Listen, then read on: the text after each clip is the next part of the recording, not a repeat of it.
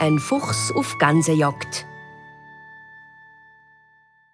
Das Geschrei der Wildgänse hat das Mire noch in der gleichen Nacht aus dem Dickicht vom Wald ans Ufer gelockt.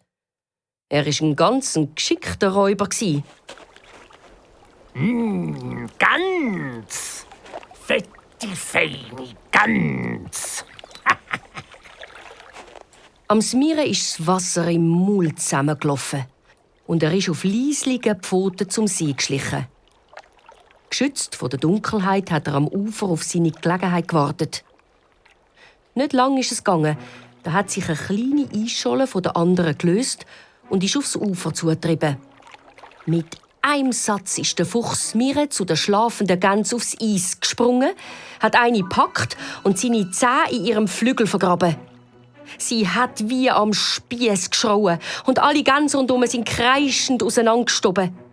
Auch der Martin ist in die Luft geflattert und hat den Nils aus dem Schlaf gerissen.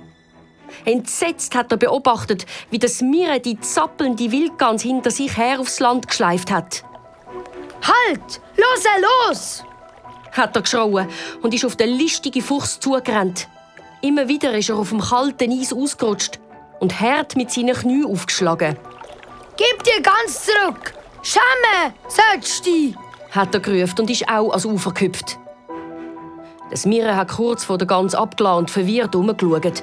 Als er aber den Nils entdeckt hat er nur hämisch gelacht. Was willst denn du da, du Winzling? Und ist mit der erschöpften Wildgans im Dickicht verschwunden. Der Nils hat nicht aufgegeben und ist am Mire immer weiter in den dunklen Wald gefolgt. Auf einer kleinen Lichtung hat das Mire Halt gemacht. Er hat sich langsam über die Gans gebeugt. Da hat der Nils den Fuchs am Schwanz gepackt und hat so fest er konnte dran gezogen. Das Mire hat sich nach dem Nils umgedreht und die Wildgans ist schnell geflüchtet. Flink hat sich der Nils Holgersson auf den Ast von einer Buche gerettet. Sein Herz hat bis in den Hals aufgeschlagen. Das Mire war rasend vor Wut. Er hat am Stamm aufgefaucht. Hey, du hast mich um die Nacht gebracht. Das wirst du mir büßen. Ich geh nicht von dem Baum weg.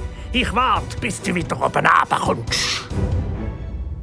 Jetzt bin ich verloren. Ich komme hier nicht mehr weg. Hat der Nils gedacht und verzweifelt nach einem Ausweg herumgeschaut. Stunden sind verstrichen. Der Nils hat den Uhu gehört, die Fledermäuse, die durch die Nacht geschwärmt sind, und den Wind, der leislich durch die Blätter gestrichen ist. Ich darf nicht einschlafen. Sonst gehe ich vom Baum am Mire direkt vors Maul.